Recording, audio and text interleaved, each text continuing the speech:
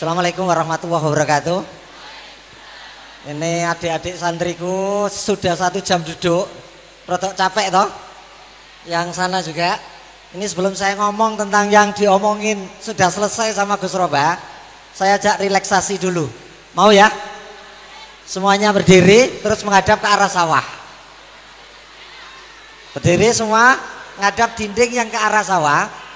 Pegang pundak depannya. Terus dipijitin. Nah, sambil mijitin ngomong begini ya. Semoga tambah sehat. Semoga tambah sugih. Semoga tambah bahagia. Semoga tambah pinter ilmunya.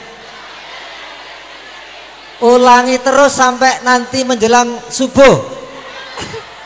Enak nggak dipijetin?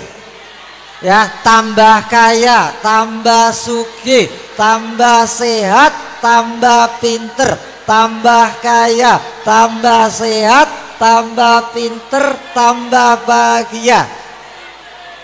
Nah, sekarang dibalik menghadap ke arah pintu gerbang, gantian. Doa yang sama. Tambah sugih, tambah pinter, tambah sehat, tambah bahagia. Lanjutkan doanya sampai nanti menjelang maghrib. Enak loh. Kalau sudah merasa cukup, kita balik duduk. Matur suwun, itu relaksasinya.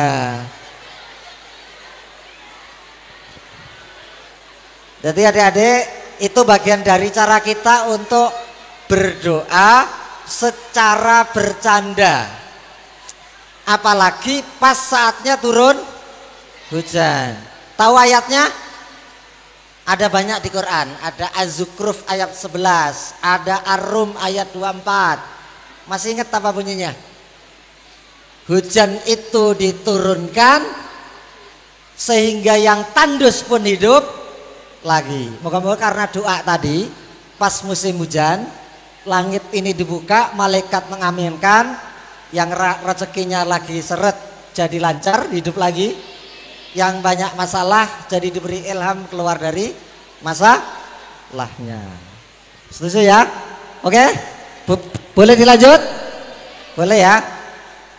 Saya nggak akan ngomongin Abdurrahman bin Auf karena tadi sudah sama Gus Robah diterangin, dan mungkin teman-teman lebih ahli daripada saya tentang siapa Abdurrahman bin Auf.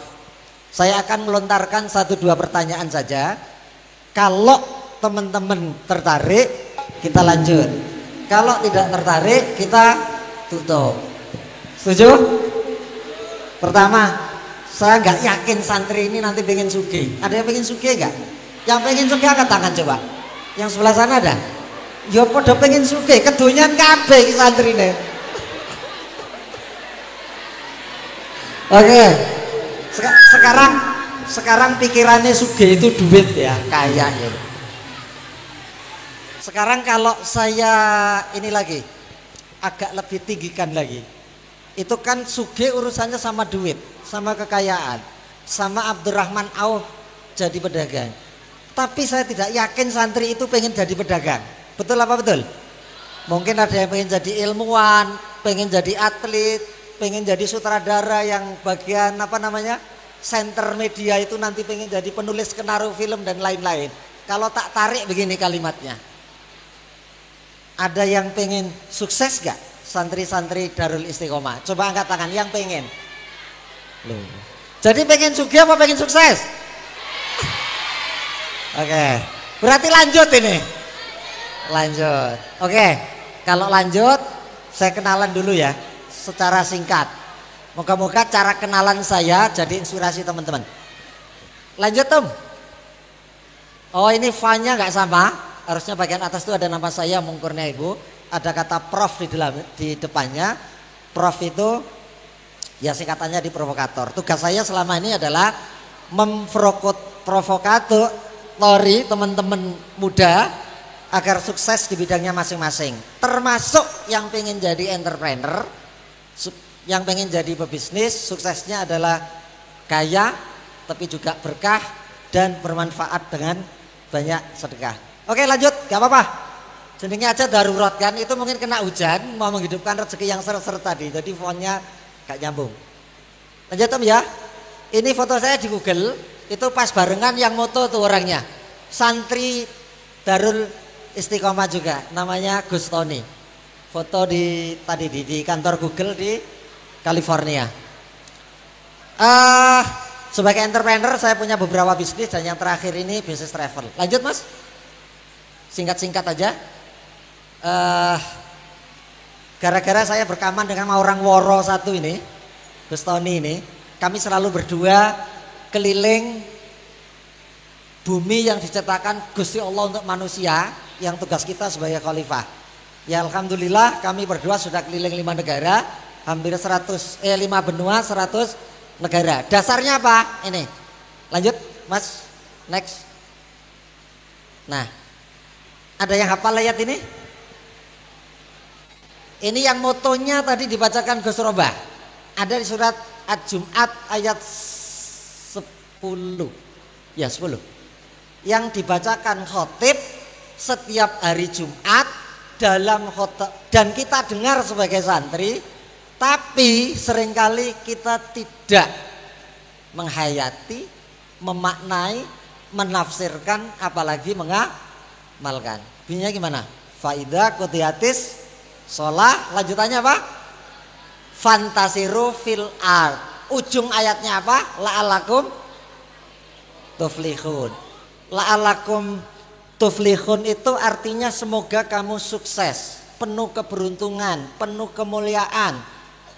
Nah syaratnya ternyata 2, yang ke atas sama yang mendatar. Jika sholat telah ditunaikan, maka tugas kalian adalah fantasir. Apa fantasir? Jalan. Loh enak toh, Gusti Allah itu nyiptakan kita di bumi ini tugasnya loro, paling utama loro. Jangan tinggalkan sholat dan seringlah jalan. Makanya saya mau protes depak sama MUI itu fantasiru fil ard kok diartikan bertebaran kayak laron aja wae dhewe. Ya, fantasir itu menurut saya bagus, keren kalau nanti diganti terjemahnya traveling lah gitu. Ya, jalan-jalanlah ke seluruh muka bumi. Ada 33 ayat traveling di Quran.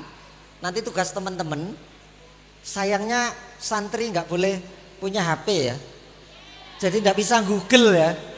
Ya kalau gitu ke perpustakaan nanti cari 33 ayat di Quran yang menyuruh kita untuk rajin traveling, karena traveling itu kunci la'alakum tuflihun. Kalau kamu pengen sukses, kamu pengen hidupnya beruntung, kuncinya cuma sering jalan. Ingat ya, Muhammad itu sebelum Nabi, lalu diberitahu kepada yang membawa ini kamu bawa pulang, karena suatu saat akan jadi penutup Nabi akhir zaman. Kalimat itu keluar dari rahib pada saat Muhammad diajak apa? Jalan.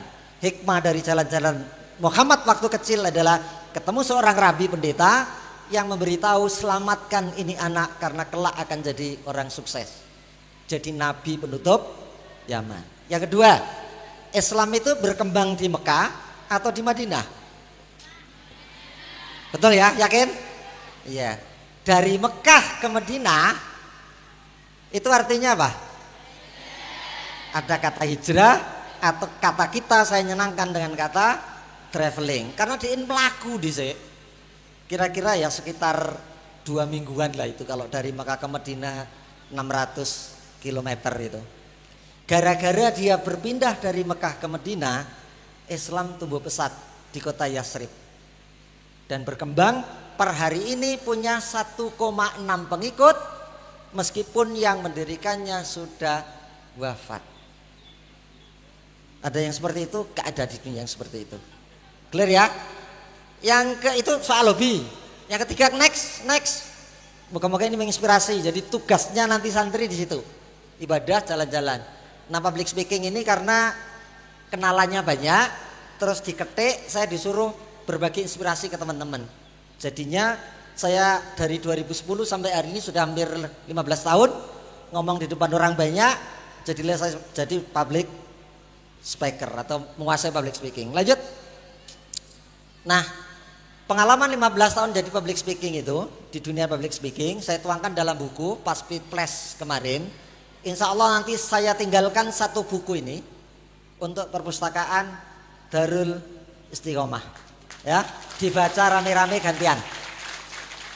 Di situ ada cara-caranya bagaimana kalau Anda ngomong di depan orang banyak.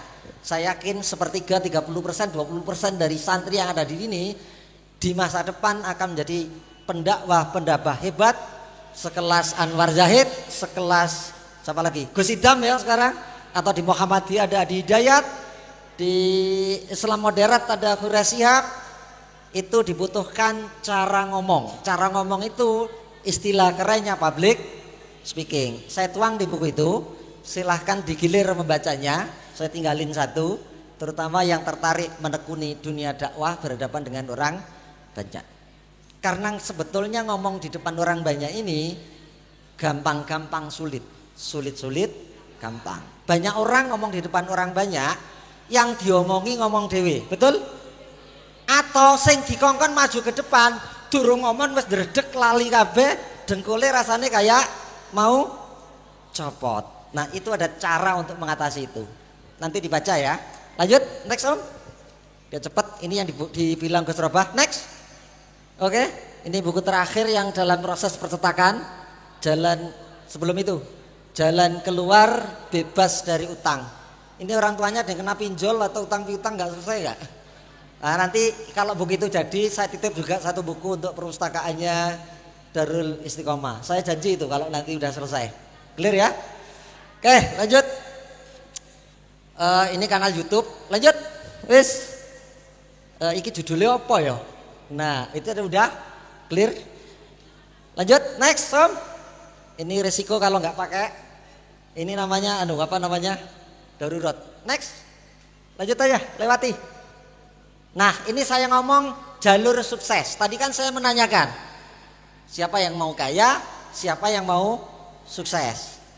Ya kaya itu termasuk nanti pasti include terhadap kesuksesan Anda. Orang yang sukses di ini pasti rezeki masuk ke kesuksesannya, pasti otomatis kaya. Nah pertanyaannya adalah sudah tahu jalurnya belum? Mau dikasih tahu sekarang apa nanti atau nggak usah? Sekarang? Nggak usah dicatat, nggak ada ujian akhirnya. Nggak apa-apa. Oke, saya menyebutkan teman-teman kalau mau sukses, apalagi dalam konteks Indonesia ini, nanti jalurnya ada 5. Anda memilih salah satu, itu sudah cukup untuk mengantarkan Anda menjadi alakum tuflihun tadi. Orang-orang yang beruntung, orang-orang yang sukses. Apalagi bisa mengkombinasikan di antara 5 itu, 5-5-nya atau 2 di antaranya atau beberapa di antaranya yang cocok untuk Anda praktekkan. Saya menyebutnya jalur 5I. Jalur apa? I yang pertama. Nih. Jalur ilmu. Jalur apa? Jalur ilmu. Kita dikasih otak sama Gusti Allah ini, menurut beberapa pakar baru berfungsi 1%. Ya.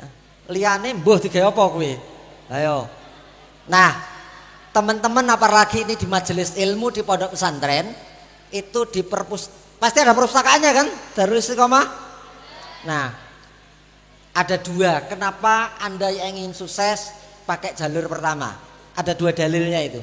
Yang pertama, Al-Quran bilang orang-orang yang berilmu akan ditingkatkan derajatnya. Percaya nggak? Percaya nggak? Kalau nggak percaya sama Quran, yo apa itu istilahnya? Ya, murtad atau kafir ya. Yang kedua, hukumnya mencari ilmu itu suka-suka atau harus wajib? Bunyinya gimana?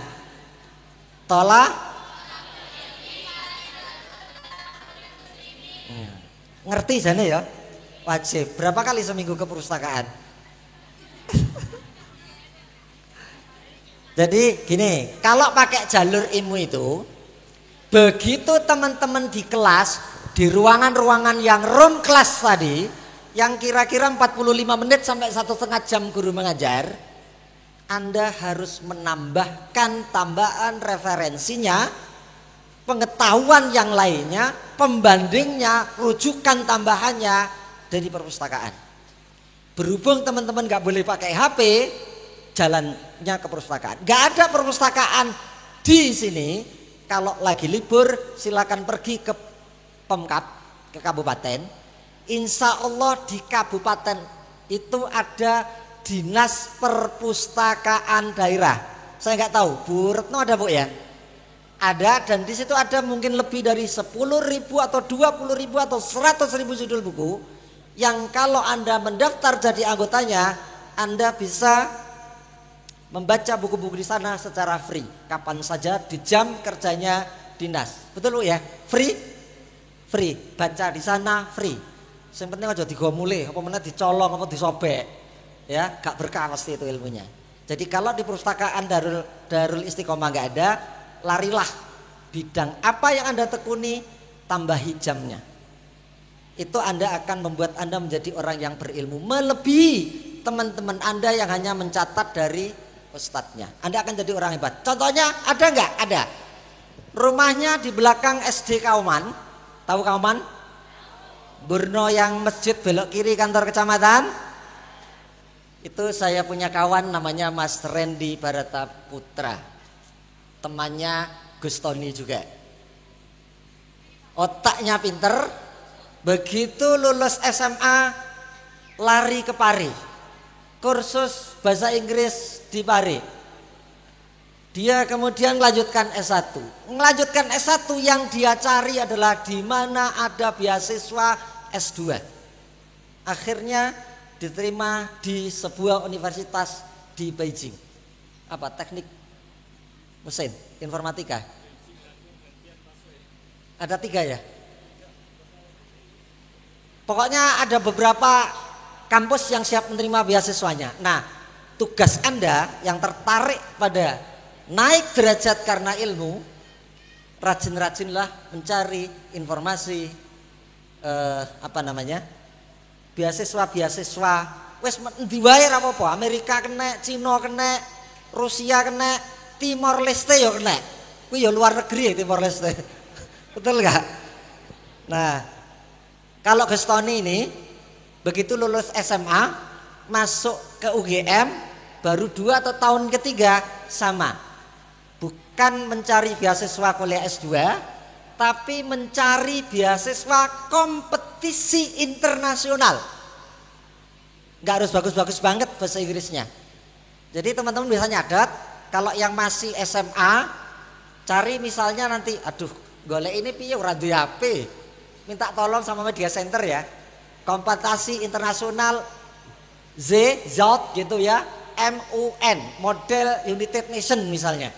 Modalnya cuma bikin makalah 2-3 lembar, dikirim ke United Nation PBB itu. Nanti anak-anak muda sedunia yang kelas SMA ada, yang kelas perguruan tinggi ada, dan beliau ini, Gus Tony ini tahun ketiga ketika lulus SMA itu sudah pergi ke Austria, Hongaria, Paris dan lain-lain, hanya menunggangi kepinteran otaknya. Jadi kalau Anda punya ilmu, kemana-mana itu tinggal berangkat, semuanya disiapkan. Yang penting ilmunya ada, bisa menyampaikan dengan public speaking yang bagus, Anda bisa pergi kemanapun. Ada yang sudah pernah ke Paris karena dapat velo? Pengen nggak ke sana? Coba, yang pengen berapa? Ada yang ke kantor Google pengen nggak? Angkat tangan, angkat tangan. Yang pengen keluar negeri dan loh banyak ya. Angkat tangan ini harus sungguh-sungguh ya, mumpung hujan. Ya Allah, kasihkan jalan pada teman-teman yang angkat tangan ini. Moga-moga dikirimkan ke berbagai universitas dengan beasiswa penuh. Kalau niatnya ada, insya Allah ada jalannya. Ada 2 orang yang sudah saya tahu. Satu ada di samping saya, satu ada di belakang SD Kauman. Namanya Mas Randy Barata Putra. Sekarang bisnisnya adalah bisnis Biro Travel Umroh Haji, dan di Jawa Timur ini mungkin terbesar secara jumlah karena dalam setahun hampir 10.000 jamaah diberangkatkan oleh Mas Randy dari Murno ini, ya, punya kantor di Tangerang dekat bandara gitu. Peserta umrohnya datang dari seluruh Indonesia. Siapa pemiliknya, orang mana? Orang Murno. Yang dulunya mungkin mangane waktu kecil ya sama singkong, jangkrik, godok karo apa meneh?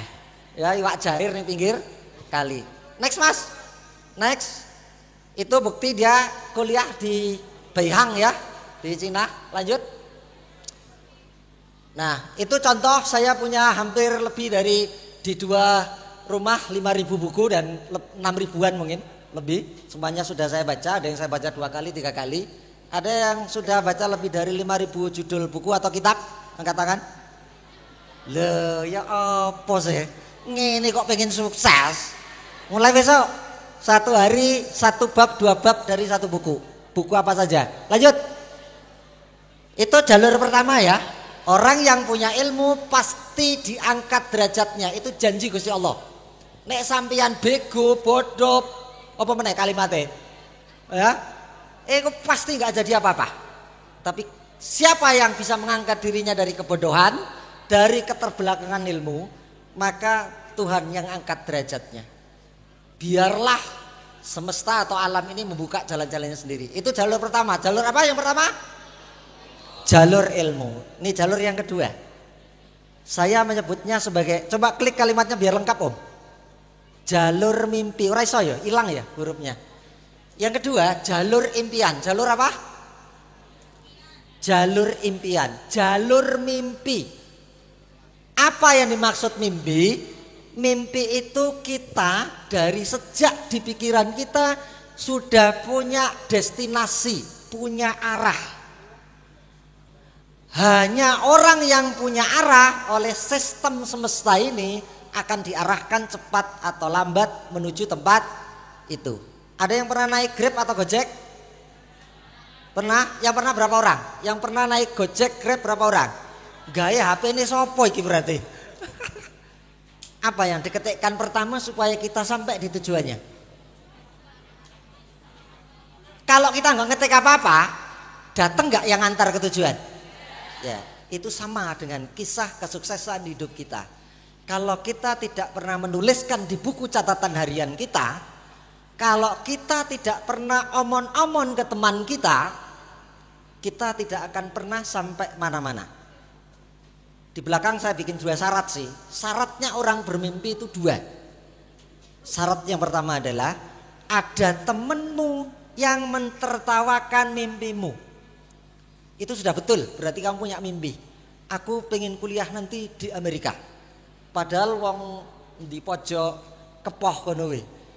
Pasti alah ojo keduren diguyu wong. Yang kedua, itu seperti Nabi Muhammad ketika dia diangkat jadi rasul. Ada orang lain menganggap mimpimu itu gila. Coba wong gendeng. Jadi kalau Anda punya mimpi diomongkan, dituliskan, ditempel di dinding, aku pengen memberangkatkan umroh bapak ibuku yang belum umroh. Amin. Aku ingin umroh bersama semua saudara adik-adikku dan keluargaku. Amin. Ditulis di dinding, diucapkan setiap hari, dipandangi setiap hari, ada gambar Ka'bah di situ. Itu artinya kita sedang mengirimkan sinyal ke algoritma semesta, tolong aku antar ke sana. Tolong aku antar ke sana. Kalau Anda nggak punya itu, Anda nggak akan sampai mana-mana, nggak akan jadi orang sukses di bidang apapun, termasuk di bidang ilmu yang pertama. Ada contohnya ini. Lanjut Om. Ada yang pernah dengar Laskar Pelangi? Nonton filmnya apa baca buku novelnya?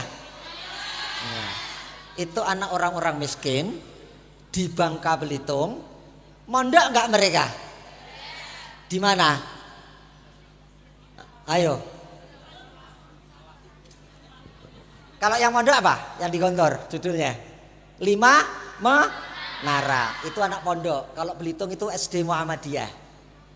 SD Muhammadiyah yang miskin, yang reot, itu mereka ngumpul kayak gini dan memunculkan mimpi, aku pengen jadi pejabat. Dan betul, sekarang salah satu dari pelaku Laskar Pelangi Anak itu ada yang menjadi ketua komisi DPRD di Belitung.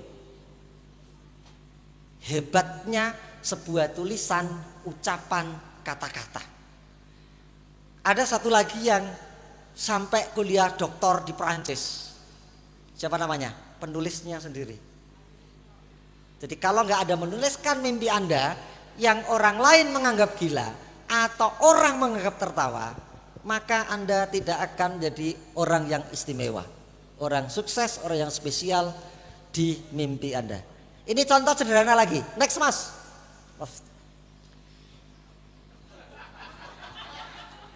Ada yang bisa baca nggak? Tanggal 7 Juni tahun 2013 kami ngobrol minum kopi, saya, beliau, Randy, sama pengangguran satu itu yang setiap hari hanya ngopang-ngopi, ngorokok, ngudat-ngudut, gur nganggur, dan kemana-mana pakai pretelan sepeda motor apa kayak Supra tahun 50 ini. Saya kudu dikai banyu lagi sama laku. Dia nulis apa? Ada yang bisa baca nggak?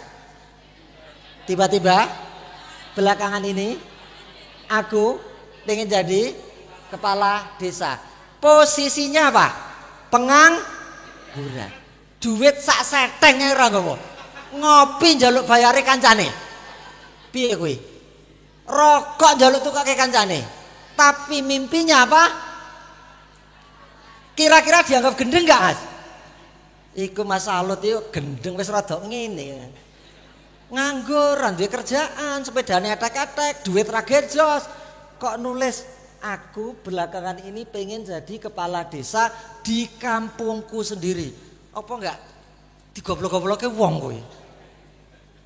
Apa yang terjadi 7 tahun kemudian? Ini fakta atau fiksi yang saya ceritakan? Kalau Anda punya cita-cita, bikinlah cita-cita, mimpi yang orang lain menganggap Anda gila atau mentertawakan itu, alias sebesar segede mungkin cita-citanya. Meskipun saat ini kita minus hidupnya. Sampai sini paham ya? Saya orang Lamongan. Lamongan itu kabupaten 10 termiskin di Jawa Timur sejak dulu kala sampai hari ini. Yang kemarin kabupatennya mau disumbang duit 800 miliar sama Kabupaten Bojonegoro untuk dandani dalan.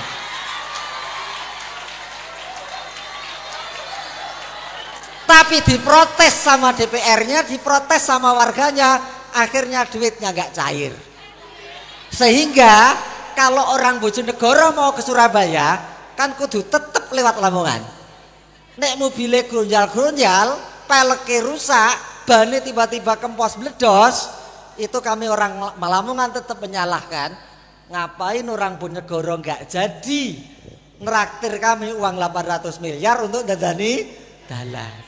Salah wong Bojonegoro kata ngekaki 800 miliar rasido. Lamongan. Tuh, saya punya cita 2 dan semuanya ditertawakan. Yang pertama, saya waktu itu nuliskan begini, saya pengen umroh 1 tahun sekali. Minta, padahal gak jedes itu. Saya jualan serabi waktu itu sebelum jualan sumber kicau.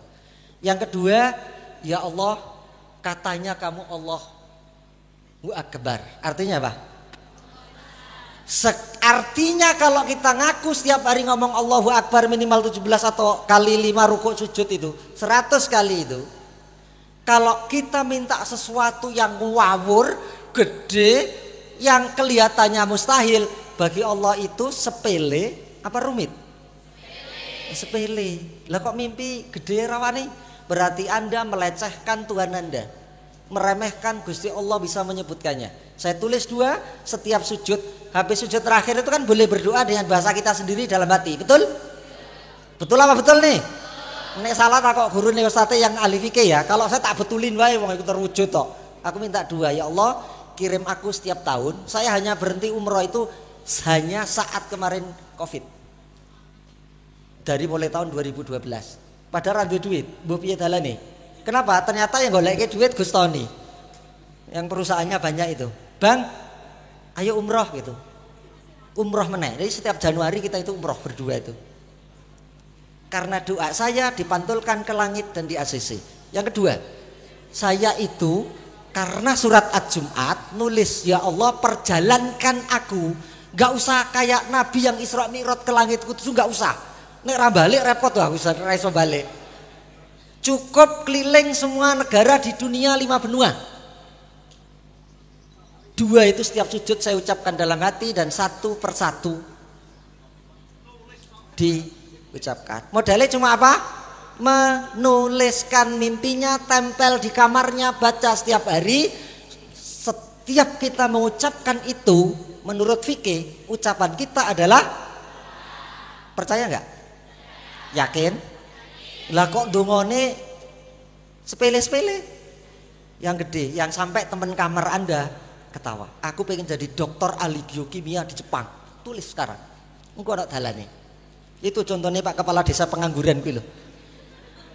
Tapi di antara kepala desa se-Bojonegoro ini, pada tahun kedua memerintah, wong nganggur, orang ngerti birokrasi, satu-satunya kepala desa yang dalam 1 tahun mendapatkan 3 penghargaan kepala desa terbaik se-kabupaten. Karena administrasi, keuangan, dan pembangunan. Tanpa korupsi. Nek jaluk rokok iya. Kancane. Lanjut Mas. Lanjut. Ini saya nggak punya bukunya, tapi saya titip pesan sama Gus Roba, tolong rak perpustakaan Darul Istiqomah, nanti dipesankan buku ini, judulnya Tuhan inilah proposal hidupku. Kalau saya kirim proposalnya kan cuma pas sujud, langsung nggak pakai sopan santun. Gusti Allah kowe maha besar, aku jaluk luruh keliling dunia kalau umroh tiap tahun. Keterlaluan kalau kamu nggak wujudkan. Tak tinggal jadi Tuhanku loh nanti. Dikabulkan ternyata ya akhirnya malah tinggal loh dikabulkan. Nah di buku ini judulnya karangan Pak Jamil Azaini, judulnya Tuhan inilah proposal hidupku, tebalnya hanya 88 halaman. Itu Anda diajarkan cara bikin proposal ke Tuhan dengan cara sopan. Soalnya ini santri, jadi aku ya kudu duduhke cara yang santun. Tapi nek cara uraan yo entuk jane. Wong Gusti Allah itu enggak bedake sing uraan sama sing santri. Pokoknya kowe meminta, udhuni astajib artinya mintalah maka akan kuberikan, kukabulkan semua permintaanmu. Hanya soal waktu. Kepala desa nunggu 7 tahun tadi. Ada lagi orang Gajah Burno. Tahu desa Gajah? Ketemu sama salaman, saman kok umrah ya Mas. Modale apa? Modale percaya Gusti Allah Maha Besar dan ngancam Gusti Allah. Nek rak mbok turuti aku nanti gak percaya kepada Gusti Allah. Tak omongi gitu. Akhirnya anak itu mengamalkan apa yang saya omongkan. Ini orangnya. Namanya Gus Maftuh Mustang. Berdiri Gus Maftuh. Ada yang sudah pernah kenal? Ini sekarang kalau umroh sebulan bisa 2 kali, 3 bulan bisa 8 kali. Modalnya cuma KTP. Mustahil? Mustahil nggak? Allah Maha Besar, Dia bisa carikan jalan dari min haitsu la yahtasib. Artinya apa? Ra usah mikir dalane. Aku Gusti Allah itu nggak kedalane. Contoh nih kayak di KTP-mu tak gawe ke paspor berangkat. Ini saya yang cerita atau kita persilakan 3 menit yang bersangkutan cerita bagaimana dia setahun bisa umroh 10 sampai 12 kali. Boleh dikasih kesempatan? Aku tak ngopi sih gitu. Tepuk tangan untuk Gus Maftuh.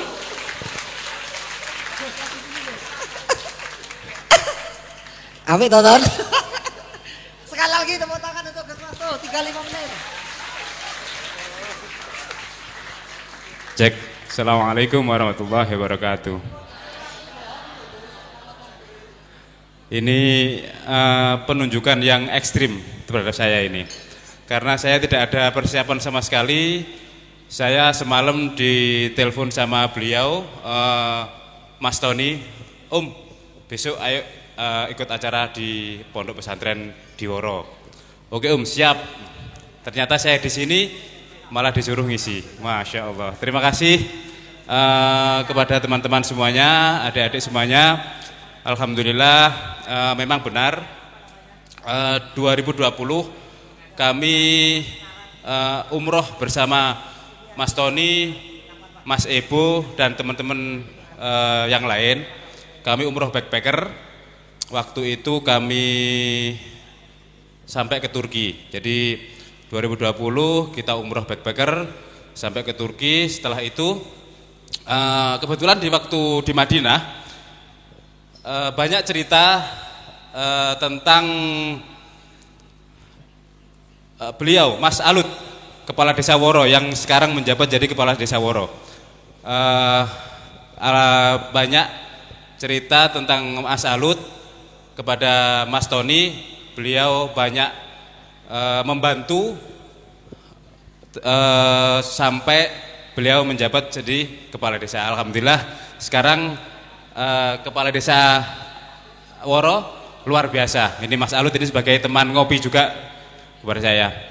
Ini di tahun 2020 setelah kami umroh, singkat cerita, setelah itu 1 minggu Covid. Setelah Covid 2 tahun sampai 2022 sampai 2023, alhamdulillah saya juga dipertemukan sama teman-teman yang luar biasa, grupnya Mas Om Ebo, Om Tony dan teman-teman yang lain. Alhamdulillah kebetulan di satu forum saya berjumpa dengan Mas Randy Baratuputra. Kebetulan dia punya travel PT Labbaika Cipta Imani dan sekarang berkembang juga punya PT Aleka Habibi yang premiumnya. Kebetulan teman saya seperjuangan ini Gus Rubah ini juga insya Allah 1 bulan bisa 2 kali umroh. Beliau kemarin Ramadan sama saya di Tanah Suci. Alhamdulillah sampai Idul Fitri di sana. Begitu singkat cerita 2023 saya ketemu sama Mas Randy, singkat cerita banyak ngobrol dan lain sebagainya. Akhirnya alhamdulillah saya diberangkatkan umroh kedua, dijadikan tour leader. Ya itulah keajaiban seperti yang dikatakan beliau, dengan apa namanya, dengan jalan yang tidak disangka-sangka Allah memberi hadiah kepada saya yang luar biasa, bisa setiap bulan 2 kali bahkan 3 kali bisa membersamai jamaah PT Labbaika Cipta Imani. Jadi untuk teman-teman atau orang tuanya atau tetangga-tetangganya misal nanti mau umroh bisa nanti ke Gus Rubah, nanti bisa langsung didaftarkan ke sana. Oke, terima kasih. Assalamualaikum warahmatullahi wabarakatuh. Ora santri ki asline. Ya santri ning Kalong asline. Tapi iso lah bimbing umroh. Jadi kerjaannya setiap 2 minggu sekali bimbing umroh Labbaika, pulang 4 hari di rumah, berangkat lagi. Gitu terus. Jadi dia itu sini Turki, sini Medina itu kayak Kepoh, Woro, Trucuk, mana lagi itu, Gajah gitu. Kayak itu loh, dolan antar RT ngono tok ae. Padahal lagi nanti Gus, aku lagi ngopi ning Istanbul. Cowangkemmu Gus. Saiki ning ndi Mas? Lagi ning Singapura. Ning teko Malaysia ngicipi musangking. Nah, beliau bisa, pasti teman-teman yang putri maupun yang laki pasti akan bisa mencapai titik kesuksesan di situ. Yang penting itu tadi, bermimpilah secara gila. Percaya Allah itu akan bukakan jalan. Next Mas, yang ketiga. Next, yang ketiga, terus lanjut. Ya. Yang ketiga itu namanya jalur ahli atau skill. Ada 5 I ya. 3 sudah disebut. I yang pertama apa? Ilmu. I yang kedua mimpi. I yang ketiga ahli. Jadilah ahli di bidang tertentu dan kuasai latihannya. Ini menurut teori psikologi, Ada pakar namanya Gladwell. Gladwell. Dia menuliskan orang itu menjadi ahli kalau sudah melakukan minimal 10.000 jam latihan. Berapa? 10.000 jam latihan. Jadi kalau di kampus kita ini, di Daris ini Anda 10 jam per hari belajar ilmu, itu kira-kira butuh 3 tahun sampai 4 tahun. Kalau Anda belajar kitab kuning tertentu sampai sak jero-jero nih, iku wis ahli. Minimal ya enggak jauh-jauh dari Gus Bahak gitu. KB kitab kuning bablas. Ya. Jadi kalau Anda jadi ahli, maka Anda tidak perlu mencari uang. Anda tidak perlu mencari rezeki. Anda tak perlu mencari peluang-peluang datangnya kebutuhan Anda. Tapi uang itu yang datang, peluang itu yang datang, rezeki itu yang datang. Contoh, next mas, ini contohnya. Ini juga orang Bojonegoro dari desa Banjarsari, kecamatannya Trucuk. Itu namanya Fadli Alberto Hingga. Ada yang dengar? Ada yang kenal? Kenal yang ngendi? Konco. Ada? Kisahnya waktu masih kecil tragis gak? Sebelum jadi pemain timnas. Ini tinggal di sebuah rumah, ukurannya 5 kali 8 meter, dindingnya seng, atapnya seng, kalau diseruduk sapi apa wedhus roboh. Lantainya tanah basah. Tapi anak ini sejak umur 8 tahun ngomong sama ibunya, pokoknya aku kudu dadi pemain bola dunia. Lu sing bijayai sopo, sing nyekolahke sopo, kita gemangan aja susah. Tapi anak ini tidak pernah menggugurkan kata-katanya. Pokoknya aku ora perlu sekolah liya-liyane, sing penting sekolah bal-balan. Umur 8 tahun sudah ngomong begitu. Akhirnya pelatih Bayangkara ngelihat potensinya, dimasukkan ke Akademi Bayangkara FC, permainannya bagus, masuk timnas U16 waktu itu. Menang di Piala ASEAN dan kemudian pulang itu ada media yang nuliskan, iki sopo wong Jegoro kok masih kecil pinter bal-balan, diekspos. Mungkin nggak tahu siapa, entah bupatinya, entah, yang jelas bukan kepala dinas perindustrian, bukan bidangnya, mungkin kepala dinas dispora. Kita punya bibit handal, kok nggak tahu ya. Akhirnya ada seorang pengusaha dari Pita Winte Asia survei ke rumahnya, itu rumah tinggal di atasnya tanah perhutani yang riskan digusur kapan saja tanpa ganti rugi. Jadi numpang tanah. Pengusaha datang sebagai penghargaan kepada Alberto Hingga, tak gawe ke omah supaya wong tuamu iso urip tenang karena rumahnya punya milik sendiri. Apa poinnya? Poinnya adalah ketika orang menjadi ahli satu hal, maka yang dibutuhkan akan datang dengan sendirinya. Nah, sekarang dipikirkan ke teman-teman sendiri. Aku iki so ahli apa ya? Nek meng ahli ngopi yo. Angel. Minta lagi ya, aku 15 menit. Poinnya tinggal 2. Lanjut. Ini juga orang Bojonegoro yang lain. Jadi yang tadi kita belajar dari Hingga apa? Ketika dia ahli main bola, maka rumahnya dibikinkan datang dengan sendirinya. Dan dia sekarang setiap bulan, setiap turnamen, jalan-jalannya bukan dari Baureno ke Trucuk, ke Mbalen, ke Kapas, enggak. Mau kemana Alberto? Tanding di Vietnam. Mau kemana? Tanding di Qatar. Mau kemana? Sekarang lagi tanding di Arab Saudi. Dan biasanya setelah tanding nanti selesai, ini pemain yang beragama Islam dapat hadiah apa? Umroh. Bayar gak itu? Begitu Anda punya keahlian tertentu, ahli bikin motif jilbab, ahli bikin bordil jilbab, ahli bikin ya apa sajalah. Bahkan ahli bikin bibit kelor baik. Itu di Blora, ada anak muda di Blora, ada anak muda yang ahli bikin seduhan teh kelor ekspor diekspor ke Singapura, ke Hong Kong, ke Taiwan. Omsetnya di 1-2 miliar per bulan. Neng kene padahal kelor gari gredek. Tahu pohon kelor kan? Sedikit jangan. Itu kalau pikirannya kreatif, iki tak dol, tak keringkan, tak bungkus, tak teh, ekspor. Jadi dolar. Kaya raya itu anak muda, umurnya masih 29 tahun. Ini orang di desane Kenep. Namanya Ismail Fahmi. Sayangnya teman-teman gak main sosmed. Kalau main Twitter pasti kenal orang yang di Twitter paling terkenal adalah orang Bojonegoro. Namanya Drone Emprit alias Ismail Fahmi. Lulusan Dr. Groningen Belanda. S2 S3-nya di Belanda. Tapi saya nggak ngomong begitu. Selain ahli IT, dia ahli bikin melon yang satu batangnya berbuah 20 biji.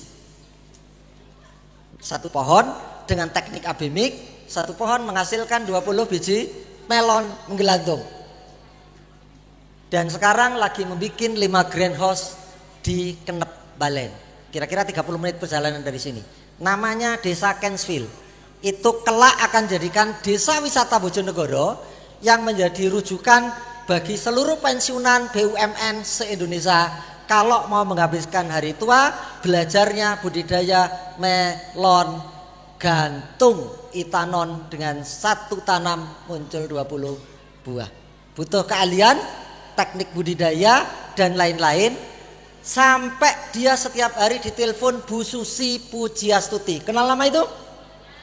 Bu Sugiastuti belajar sama orang Bojonegoro khusus untuk budidaya melon. Anda cek itu di IG-nya Bu Sugiastuti, Susi Pujiastuti.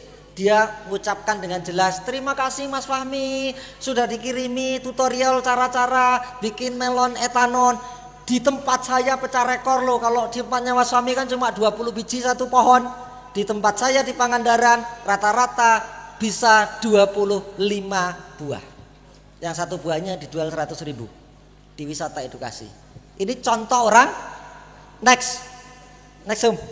Nah sekarang lagi proses, kira-kira Juli atau Agustus nanti Kensville ini belakangnya itu greenhouse. Ini untuk kano, anak-anak kecil main kano kayak di Belanda itu. Ini lagi di apa namanya? Lagi di finishing. Kalau dolan ke sana sudah bisa karena depannya itu kafe. Tapi belum sempurna. Kira-kira Juni Juli nanti baru 100%. Itu yang kedua. Tentang Ali. Lanjut next Mas. Yang keempat tinggal 2 ya. Sampai sini clear ya. Tinggal 2. Masih ingat 3 cara untuk sukses lewat jalur 5I. Yang pertama, yang kedua, yang ketiga. Nah, yang keempat ini namanya relasi. Ini kalau di Indonesia hukumnya wajib. Ya, hukumnya wajib. Punya banyak teman, punya banyak pergaulan, punya banyak komunitas, itu akan mempercepat kesuksesan Anda. Maka tugas Anda adalah banyak masuk organisasi, banyak masuk komunitas, hadiri semua pertemuan-pertemuan sambil kenalan dengan orang-orang baru. Karena kita hanya dipercaya oleh orang yang kita kenal. Betul? Ya, lanjut Mas. Next. Ya.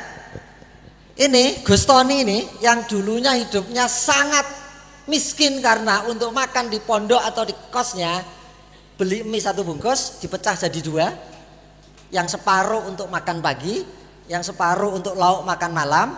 Sebulan itu bawa beras 15 kilo dari rumahnya Pak Kades ini dibawa ke Jogja.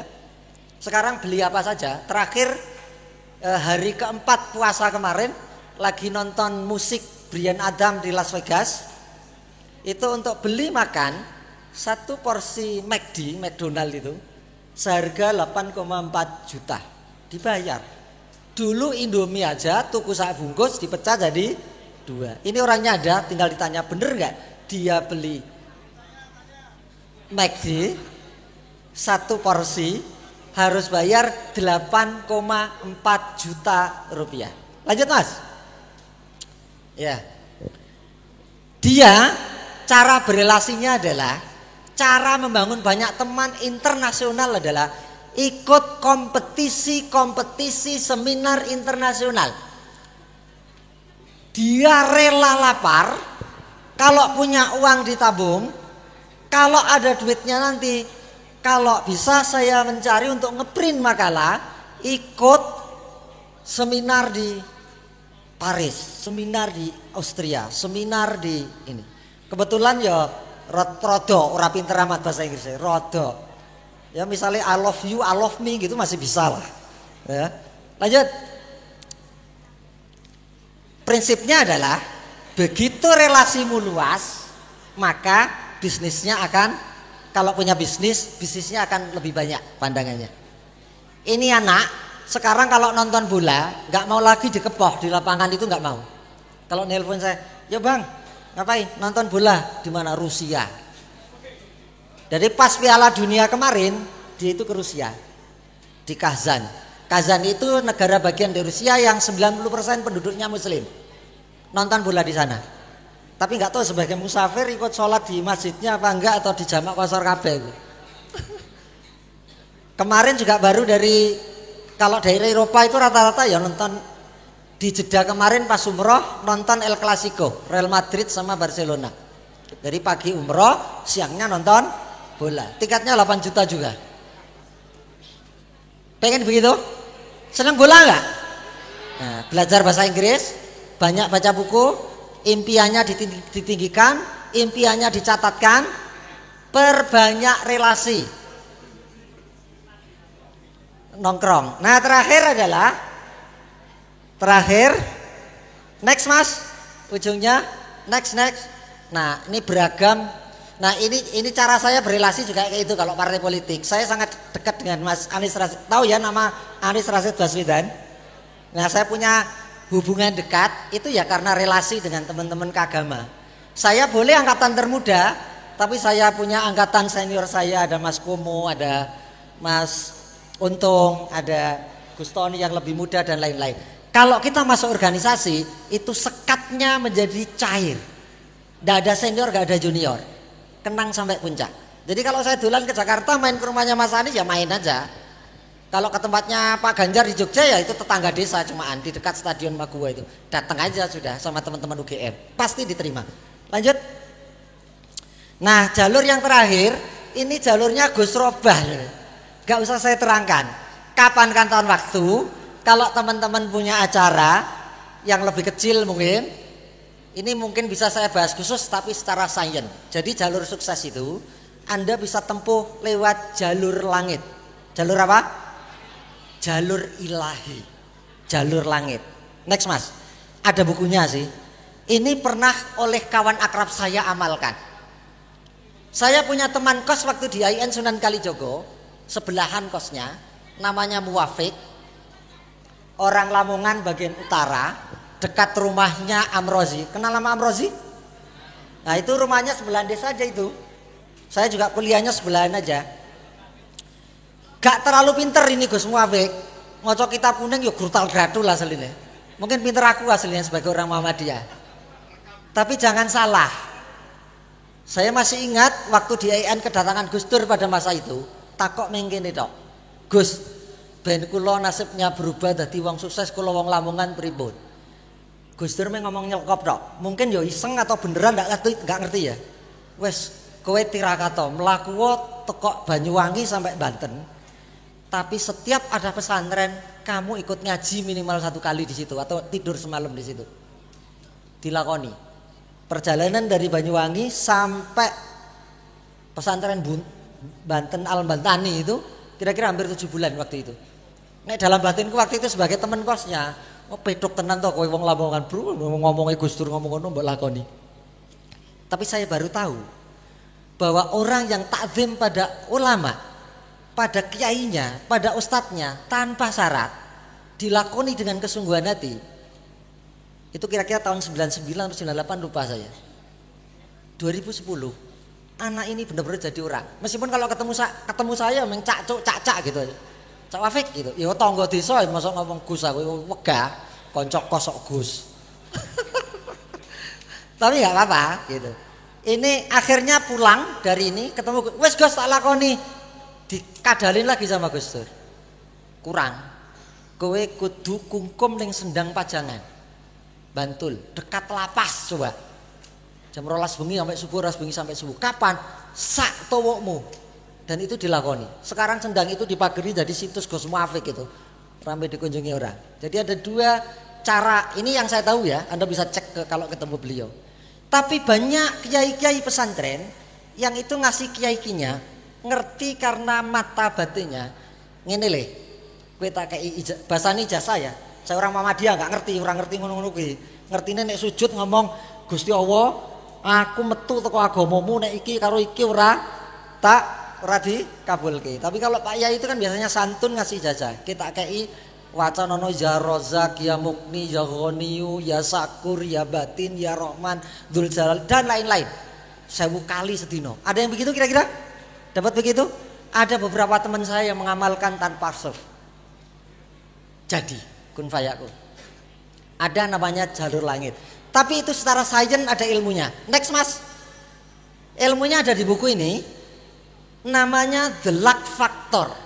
Riset 21 tahun oleh Profesor Dr. Richard Wiseman tentang orang-orang yang sukses penuh keberuntungan dalam hidupnya nyaris gak masuk kriteria indikator. Sakjane iki bodoh tapi kok sukses ngono lho maksudnya. Sakjane Anwar Zahid itu ya pinter-pinter amat gitu. Tapi kok kondang. Nah, itu maksudnya ada luck factor, ada jalur ilahi, ada permainan frekuensi. Kapan-kapan ada forum lagi, saya khusus bahas masalah ini. Ini pakai metode gelombang, pakai metode vibrasi. Jadi tubuh kita ini sebetulnya setiap kita ngomong, berkata, berdoa, berbaca Al-Quran itu memancarkan gelombang semesta. Diproses sama algoritma. Kalau kita bisa mempertahankan di frekuensi 400, 500, 540, 600 kun fayakun, apa yang kita inginkan meskipun tidak pakai jalur ilmu, jalur skill, jalur ini itu bisa terjadi kayak Gus Masteng Maftuh ini mengetor ke KTP berangkat nang Istanbul, berangkat nang Palestina, berangkat nang ini cuma gitu doang. Jadi ini orang penuh keberuntungan, aslinya orang pinter didu karo seneng ini gak iso maca iku kitab kuning. Lanjut Mas, terakhir ya.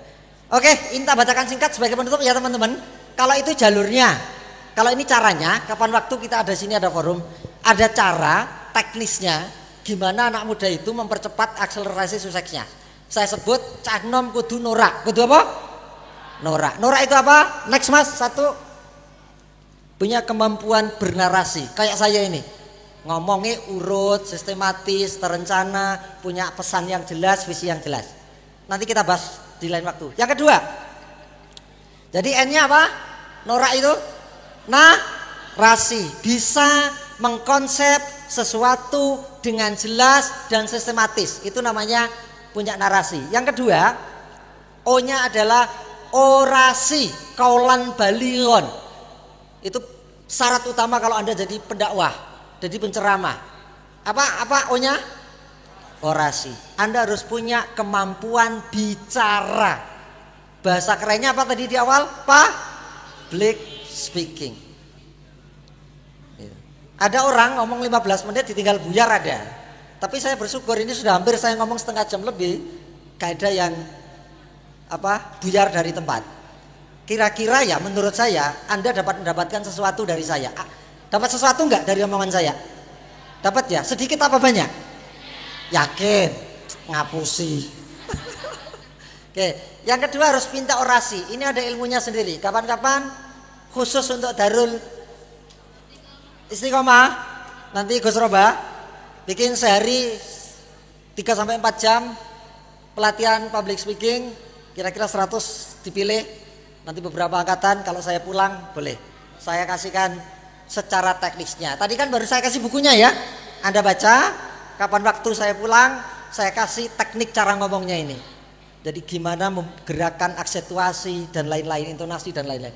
Yang ketiga R. Balik lagi yang pertama tadi ya. R-nya apa? Relasi. Balik yang pertama ya. Ada jalur kesuksesan namanya relasi. Norak kurang 2. A sama A. A-nya apa? Lanjut. Terus tulisannya. Nah, actionkan. Praktekkan. Yang saya omongkan tadi percuma alias tidak akan mengantarkan pada level kesuksesan jika tidak dipraktekkan. Gak ada action. Mulai besok nulis di dindingnya.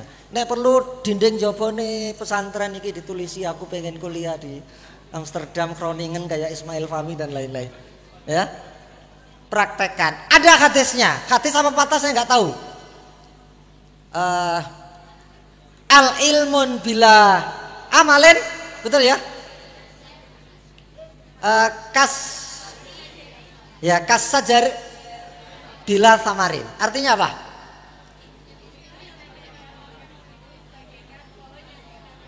Ya, ilmu yang tidak dipraktekkan bagian pohon yang gersang, tidak ada buahnya. Jangan sampai seperti itu. Yang saya omongkan, yang diomongkan sebelum saya itu dipraktekkan. Yang terakhir, kolaborasi.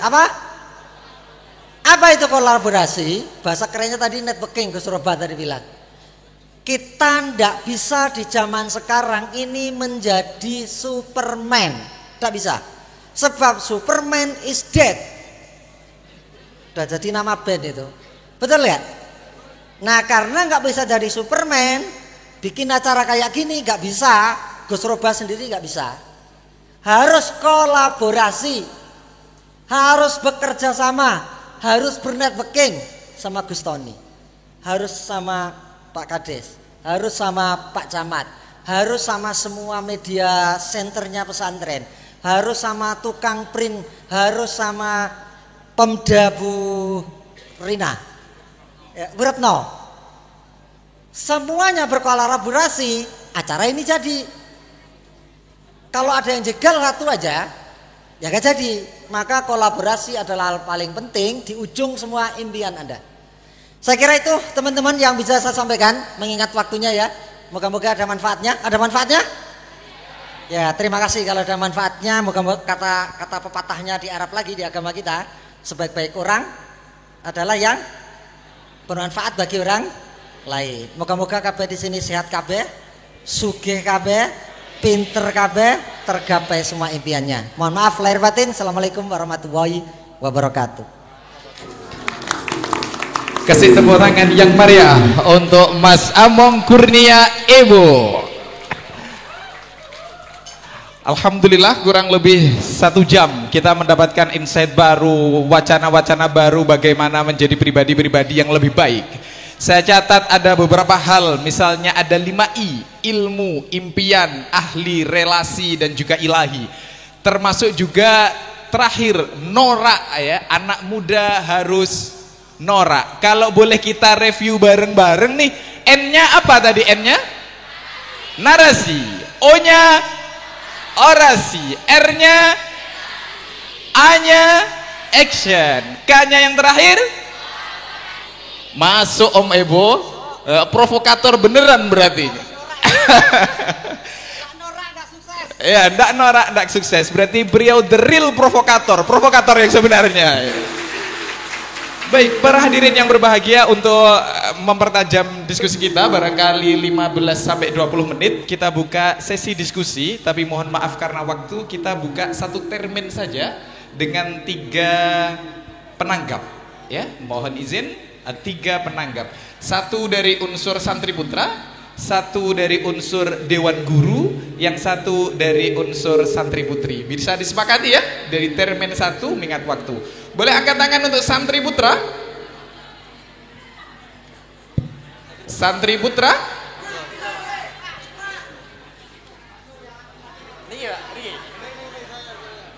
Oke, unsur dewan guru 1, santri putra. Oke, unsur putri, santri putri. Oke, 1. Boleh yang unsur santri putra boleh maju ke depan, minta tolong tim media untuk mempersiapkan mikrofonnya. Dewan guru dan nanti santri putri 1. Mohon izin nanti perkenalkan secara singkat nama, kelas, dan tanggapan atau mungkin pertanyaan yang ingin disampaikan kepada Om Kurnia Ebo. Terima kasih.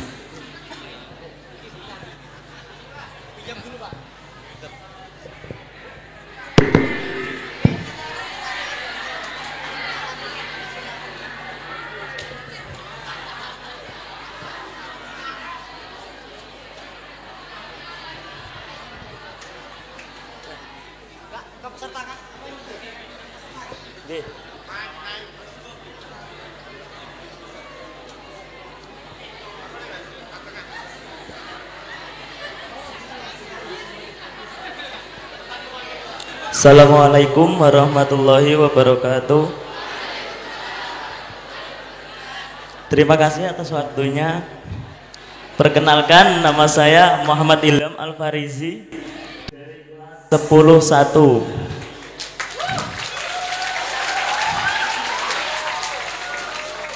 Jadi jalur sukses itu ada 5I. 5I ya, 5I. Yaitu yang keempat, relasi, punya banyak teman akan mempermudah kesuksesan. Bagaimana cara melakukan relasi atau memperbanyak teman sementara saya itu pemalu?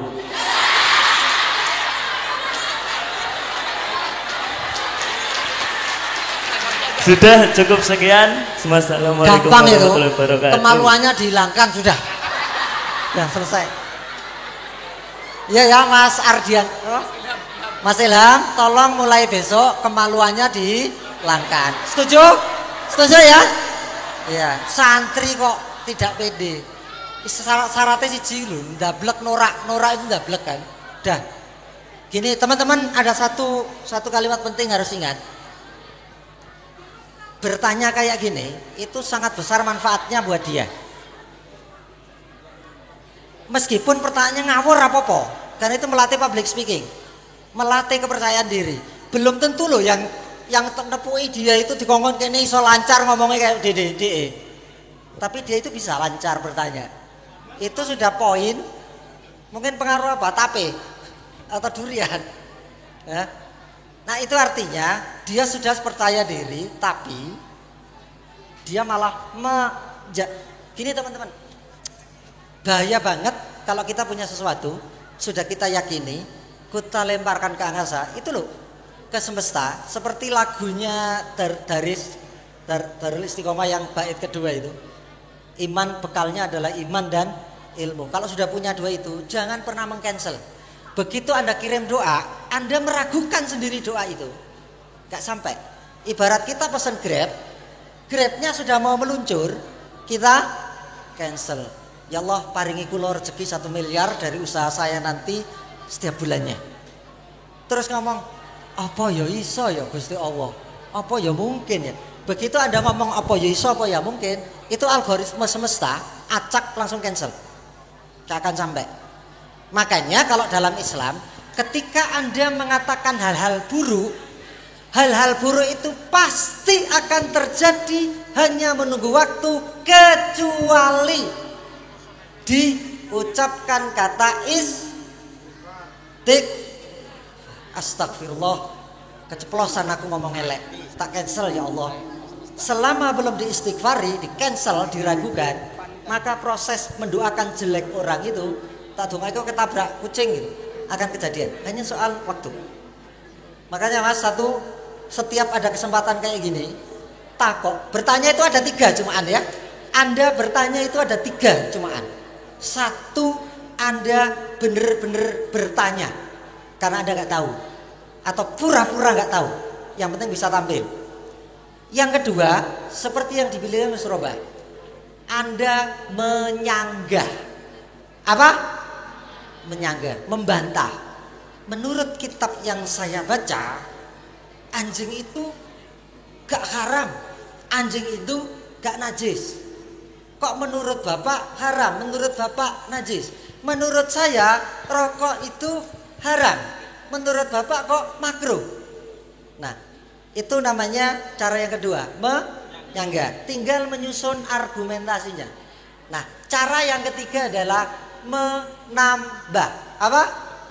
Menambah. Jadi misalnya si Ilham datang ke sini, sepertinya teori itu perkembangan terbaru. Saya lihat kurang satu, Prof.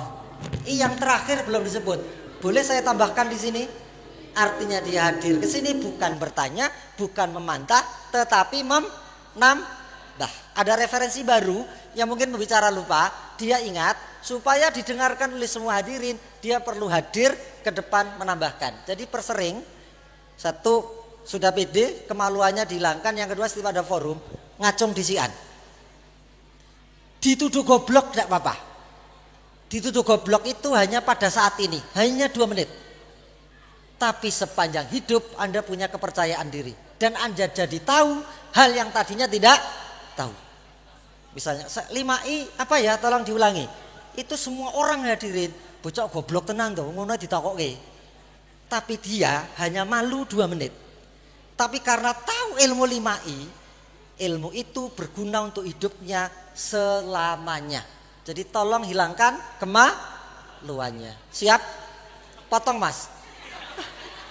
Lanjut guys. Terima kasih.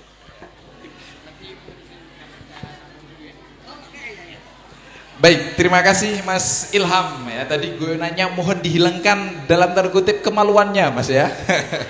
Baik, selanjutnya nanti secara berurutan. Setelah itu Tri dan satu mohon izin nanti ada penambahan 1 kuota khusus untuk alumni atau umum yang sudah mengisi list kehadiran ya. Baik, kami persilakan bisa perkenalkan nama di depan boleh.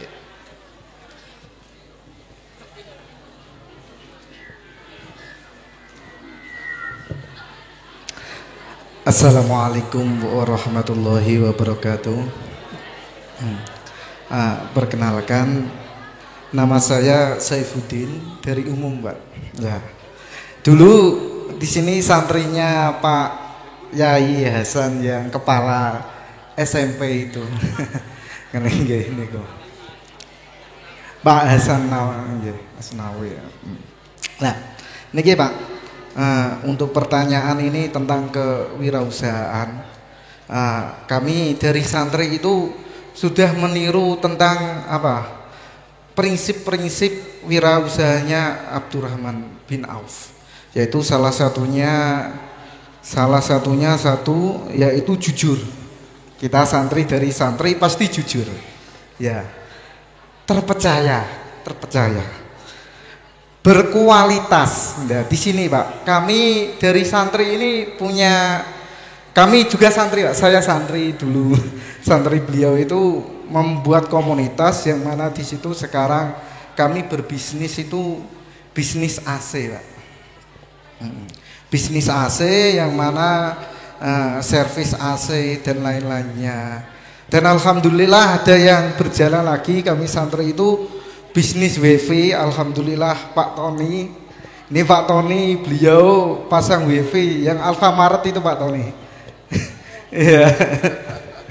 Yang tempat usaha beliau yang ada di Kanol Alfamaret, alhamdulillah dipercayakan kepada kami.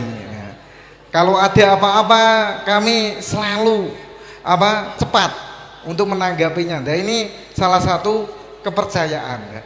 Kelemahannya ini di sini. Kami itu setiap berjalan ini untuk AC ini ya, mengajukan ke pemerintah itu kelemahannya itu di izin. Kalau izin kami sudah melengkapi di dinas perizinan Bu Retno. Nah, di dinas perizinan tapi masih kalah dengan CV yang lain. Nah, itu. Nah, untuk berkolaborasi tadi kan Bapak Among menyampaikan berkolaborasi. Ini bagaimana biar kedepannya kami santri ini usaha lebih lancar, berkomunikasinya lebih bagus. Nah, ini. Dan mungkin bisa mendapat kepercayaan nanti untuk Pak Tony dan lainnya untuk menyervisasi memasang AC kepada kami Pak.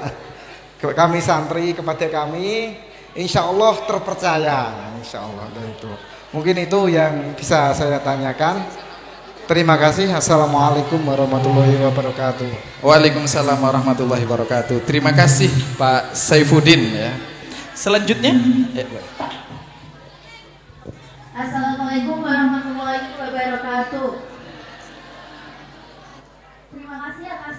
kesempatan untuk bertanya. Perkenalkan, nama saya Zestia Putri Ramadeni dari kelas 10-2. Tadi dijelaskan bahwa teknis untuk menuju sukses kan harus norak, yaitu kemampuan bernarasi, orasi, relasi, action, kolaborasi. Nah, namanya manusia juga gak semuanya sempurna. Kalau kita gak bisa memenuhi salah satu dari teknis tersebut, apakah bisa mempengaruhi jalan kita untuk sukses? Yang kedua adalah tadi dijelaskan bahwa untuk salah satu jalur dari sukses itu bermimpi. Nah, seperti salah satu orang itu bermimpi ingin menjadi penulis. Pastinya orang itu menekuni kepenulisan. Apakah kita boleh melakukan referensi materi lain selain kepenulisan itu? Sekian, terima kasih. Baik, terima kasih. Boleh kasih tepuk tangan kepada Ananda Saskia Putri. Mohon izin satu kuota lagi, berhubung tadi sudah dari umum, barangkali dari Dewan Guru, khusus kepada Dewan Guru. Satu kuota untuk Dewan Guru, oke. Boleh maju ke depan? Bu MC.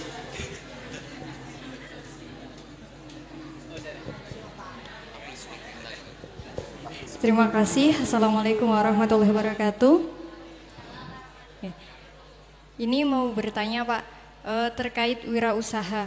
Kan kebetulan keluarga kan ada usaha furniture. Nah, produk sudah ada, skill bahasa Inggris sudah ada, media sudah ada, dan sudah berjalan beberapa belas tahun.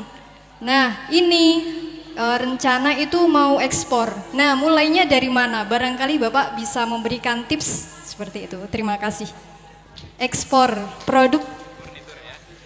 Baik, terima kasih kepada Bu Sinta. Ini kiat ekspor furnitur. Jadi ada 3 penanggap. Yang pertama dari Pak Saifuddin, perihal kolaborasi dan juga kiat kolaborasi menjalin kerjasama dengan beberapa pihak. Yang kedua ada Ananda Saskia Putri, perihal norak tadi, apakah kesemuanya harus terpenuhi atau mungkin bisa salah satu yang kemudian berpengaruh. Yang ketiga yang selanjutnya ada mimpi beliau menjadi penulis. Terima kasih. Selanjutnya kita dengarkan bersama Mas Among. Bu Guru, yang pertama legalitas penting, sekalian menjawab yang AC. Pokoknya semua bisnis yang pertama legalitas ya. Lain-lain teknis yang lainnya itu bisa menyusul, tapi kalau legalitas wajib. Yang kedua, saran saya, Anda inbox, punya Facebook enggak Bu Guru? Akir SA Putra, Saputra, FB-nya Akir Saputra. Itu komunitas kami yang khusus komunitas ekspor impor, yang rutin entah 3 atau 4 bulan sekali mengadakan training. Ikuti trainingnya, sekali masuk Anda masuk dalam komunitas ekspor impor se-Indonesia. Saya nggak tahu 5 juta apa 6 juta, karena saya nggak ngerti dalamnya, tapi ngerti komunitas itu. Maka diajari terutama gimana cari buyer, gimana menentukan HS kode yang tepat, gimana legalitas hukum, metode pembayarannya pakai apa, LC atau yang lainnya, ya, bagaimana ngitung kursnya. Itu ada semua dipelajari dalam 2 hari training mereka, sehingga proses ekspor impor itu mulus, sempurna, plus saling bantu di antara mereka untuk meluaskan pasar. Solusinya cuma itu, masuk ke organisasi, komunitas yang itu. Komunitasnya Ekspor Impor Club atau Community, EIC kalau nggak salah. Pokoknya tanya aja Pak Akir Saputra, bilang habis ada seminar saya menanyakan kapan ada di mana training itu. Kejar ilmunya, begitu ilmu Anda dapat baru boleh bertanya yang berikutnya. Ilmunya aja urung dapat tok, mau mengembangkan, memasarkan segede-gede ke seluruh dunia. Tapi kalau ilmunya dapat, Anda bisa ekspor ke negara manapun dengan segala ketentuan di dalamnya. Kalau soal AC, gini Om, jadi bisnis itu ketika kita sudah punya layer pertama, bisnis induk, bahasanya kok layer, ya bisnis itu harus mengembangkan pada layer-layernya. Induknya apa? Oh AC nih. Apa yang berhubungan dengan AC yang kira-kira bisa mengcover itu? Oh, saya bikin tempat kursus pelatihan teknisi AC misalnya. Saya bikin jual beli AC. Tadi kan servis ini bisnis utamanya. Dan lain-lain dan lain-lain. Terus yang kedua, supaya brandingnya puluhan tahun itu bagus, ini era digital. Mas Randy Saputra yang punya Labbaika yang 1 tahun 9.000 jamaah umroh itu 100% jamaah umrohnya dari online. Jadi belajar digital. Kalau belajar digital artinya harus bangun branding lewat HP, minimal lewat Instagram. Nah, Instagram ada ilmunya. Yang saya bocorkan sedikit adalah ketika Anda bikin Instagram, supaya wow Instagramnya dan relate, disarankan oleh Meta ke calon-calon konsumen kita yang hobi atau potensinya ke arah itu, pakai rumus namanya VE. Apa? VE. Di Instagram itu harus punya 3 kombinasi ini. Visual, verbal, experience. Jadi bikin visual foto yang bagus, ya, video. Yang kedua baru diverbalkan, captionnya harus bagus, bervariasi.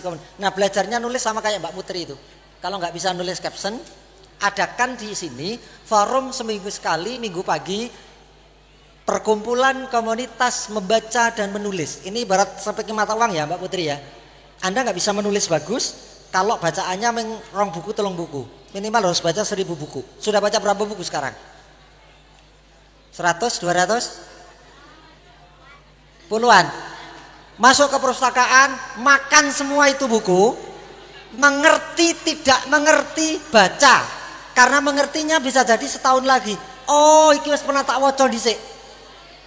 Penulis yang hebat minimal baca 1000 buku. Paham, tidak paham, baca bukunya di mana saja.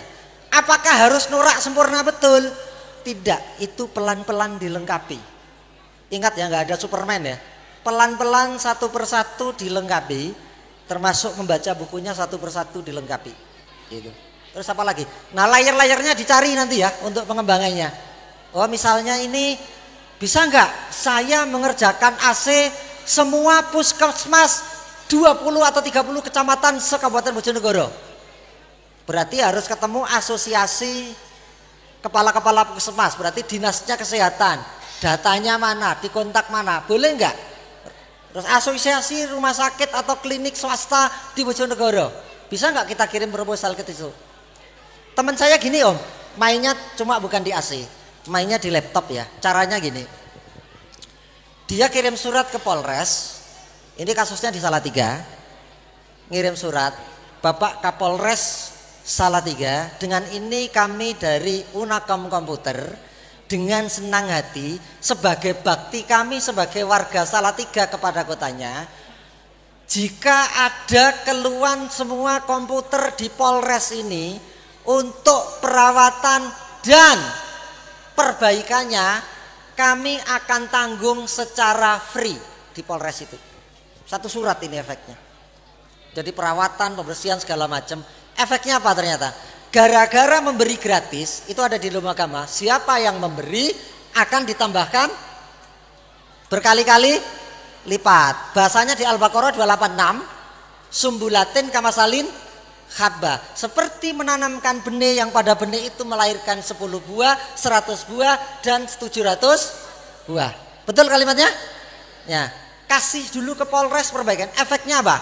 Anaknya Kapolres pesen laptop ke dia. Istrinya dan adiknya Wakapolres pesen laptop ke dia.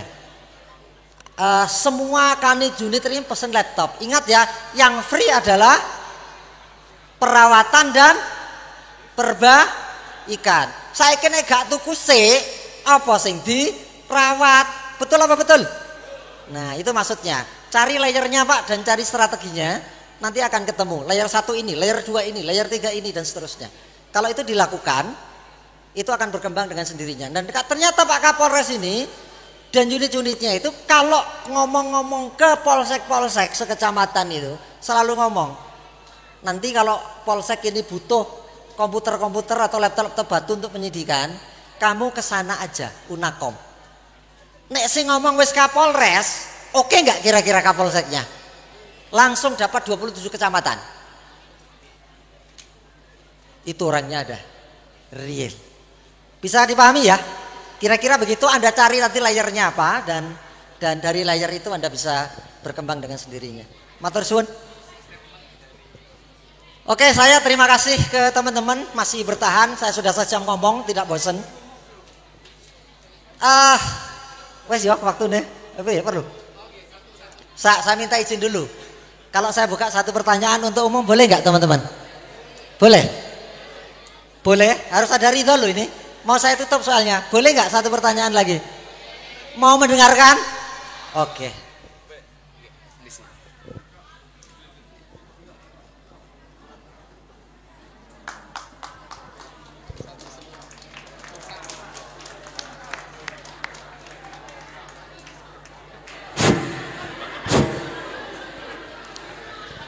Assalamualaikum warahmatullahi wabarakatuh. Terima kasih, walaupun ini pertanyaan yang terakhir ya, semoga bisa menjadi inspirasi bagi kami. Mas Among, saya sudah norak, saya bawa jaket ketua berarti kan sudah norak, kendel berarti. Mas Among berarti judulnya aja wirausahawan sukses. Berarti yang tadi disampaikan Pak Lurah bahwa Mas Among ini punya usaha di mana-mana dan dia sukses di mana-mana, dan nanti kalau sukses akan ditinggalkan dan sebagai bisa diteruskan di masing-masing tempat. Contoh nanti kalau seandainya di sini sukses, semoga Mas Among bisa meninggalkan usaha di Pondok Pesantren Darul Istiqomah ini dan bisa dilanjutkan oleh santri-santrinya Pondok Pesantren Darul Istiqomah. Terima kasih Mas Among. Gini ya, saya itu mungkin mulai dulu saya sering berpikir gini, saya itu punya tanggung jawab sebagai ketua ya. Saya itu kepinginnya di Pondok Pesantren Darul Istiqomah ya, khususnya di santri Padepokan PKBA sini ya, itu punya usaha ya. Itu rancangan saya. Bahkan yang tadi disampaikan mulai dari ilmunya, impian itu sudah ada di dalam benak saya, tapi sampai sekarang masih belum sukses. Nah, melihat dari letak geografisnya di sini, ya, mempunyai potensi dari santrinya aja, santri yang aktif di Padepokan PKBA ini, ya, santri jamaah Padepokan PKBA ini, Darul Istiqomah ini sekitar 3.000 lebih. Kalau ditambah dengan yang santri dari Darul Istiqomah itu 800, berarti sekitar 4.000 lebih ya. Nah, yang mau saya inginkan tadi ya, saya inginkan menurut konsep jenengan yang pas itu di sini itu usaha apa ya untuk di daerah sekitar Pondok Pesantren Darul Istiqomah ini, sehingga kami tidak lagi istilahnya apa ya, minta-minta dari jamaah ya, atau apa ya, minta sumbangan dari pemerintah atau yang lainnya, sehingga kami cukup punya usaha bisa membiayai santri, bisa membangun pondok pesantren ini dengan usaha dari Pondok Darul Istiqomah ini ya. Itu yang saya inginkan ya, karena kami punya potensi yang luar biasa. Santrinya yang lebih aktif itu 3.000 ya. Terus letak geografisnya juga mungkin memadai ya. Terus yang yang selama ini ya kami laksanakan ya memang untuk membangun ini aja masih meminta keikhlasan atau dari teman-teman santri ya. Kalau seandainya dari kami ya santri punya usaha diri atau punya perusahaan sendiri mungkin tidak seperti itu ya. Kita bisa mengambil laba, mengambil keuntungannya untuk bisa membangun pondok pesantren ini. Terima kasih Mas Among ya. Mungkin itu yang bisa sampaikan. Mungkin saya mohon maaf mungkin kurang pas atau kurang apa dalam menyampaikan ya. Sekali lagi mohon maaf. Assalamualaikum warahmatullahi wabarakatuh. Penutup ya, terakhir gini. Saya nggak ngasih jawab secara spesifik, saya mau cerita aja. Saya ini pengurus Muhammadiyah, aktif di pusat meskipun namanya tidak mau dicatat. Pas pandemi kemarin, orang-orang Muhammadiyah sulit cari sembako. Saya ketemu Mas Denny Asari. Ya. Kita bikin yang namanya, kita melihat itu Alfamart, Indomaret, hebat ya jaringannya. Sudah punya 21.000 outlet seluruh Indonesia. Semua duit orang Islam, orang Muhammadiyah masuknya ke orang Cina. Lalu kita diskusi di Muhammadiyah itu Pak, malah ketua tidak boleh memutuskan. Sistemnya kolektif kolegial, diserahkan ke floor. Ini diskusikan yuk apa. Nah pada saat itu kita memutuskan yuk gawe Alfamart tapi setengahnya aja luasannya supaya modalnya yang 300 juta udah bisa jalan. Kita mulai pertengahan Covid kedua bulan Maret 2021. Per hari ini kita sudah punya 2.682 cabang Lokmat se-Indonesia. Dalam 2 tahun kita punya 2.682 minimarket Lokmat, logistik mat Muhammadiyah. Kenapa? Karena kolektif Muhammadiyah. Kita tawarkan ke ranting-ranting dan ke pengurus cabang. Lu kalau mau bikin minimarket kayak Alfamart, luasannya setengahnya, 30 pengurus, urunan 10 jutaan. Besok kita kirim raknya, kita kirim komputernya, kita kirim alat kasirnya, kita kirim pelatih penjaganya, jalan. Jadi dalam seminggu kita bisa antara 10 sampai 20 cabang serentak. Di Malang itu Matahari yang tutup, lantai 2-nya di Mall Malang, kita beli sama PD Muhammadiyah Malang. Satu lantai menjadi Lokmat. Apa itu Lokmat? Anda bisa cari di Google. Itu adalah ranting-ranting Muhammadiyah. Jadi yang paling penting adalah kolaborasi. Dalam kolaborasi yang menentukan adalah bersama. Jangan ada yang jadi Superman, jenderal. Itu satu. Yang kedua, Sakinamat. Bagaimana cara mengembangannya? Kalau Anda tahu ke Surabaya, di ITS itu ada minimarket namanya Sakinah, miliknya pesantren Hidayatullah. Konsep pengembangannya sekarang punya 180 cabang se-Jawa Timur. Itu hasil diskusi saya pada tahun 2012 dengan Ustadz Amun yang sekarang ketua DPP Muhammadiyah. Percobaan pertama adalah di lampu merah Rumah Sakit Umum Daerah Lamongan, proyek pertama. Jadi setelah ke Putih, kemudian Lamongan 1, Lamongan kedua, kemudian nyebar ke Pasuruan. Anda boleh tanya Ustadz Tambun, gimana Sakinamat kok sekarang ada di Malang, ada di Situbondo, ada di Pasuruan, ada di Lumajang dan lain-lain. Itu karena diskusi saya berempat. Kebetulan Ustadz Amun itu juga dulu aktivis Muhammadiyah, bareng sama saya. Sekarang aja dia aktifnya di Hidayatullah. Artinya kalau narasinya bagus, konsepnya dibikin bagus, mau bisnis apapun jadi. Yang ketiga, Anda boleh tanya Gus Masteng, di Tuban itu ada namanya air kemasan kesan. Betul ya Gus Masteng ya? Anda boleh tanya siapa di balik besarnya air kemasan kesan milik Langitan tuh. Itu hasil ngomong-ngomong ngopi kayak gini Pak.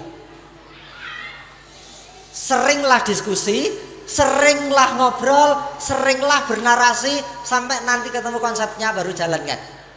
Itu hasil omong-omong di dekat rumah beliau. Kita punya namanya Sejati Flora, toko alat-alat dan tanaman hias yang kalau malam dipakai gerombolan beliau, anak-anak NU dan juga Muhammadiyah untuk diskusi. Apa yang kita akan buat nih? Apa kita buat? Mateng gas. Itu hasil omong-omong kelompok kita, kelompok gajah itu. Paham ya sampai sini ya?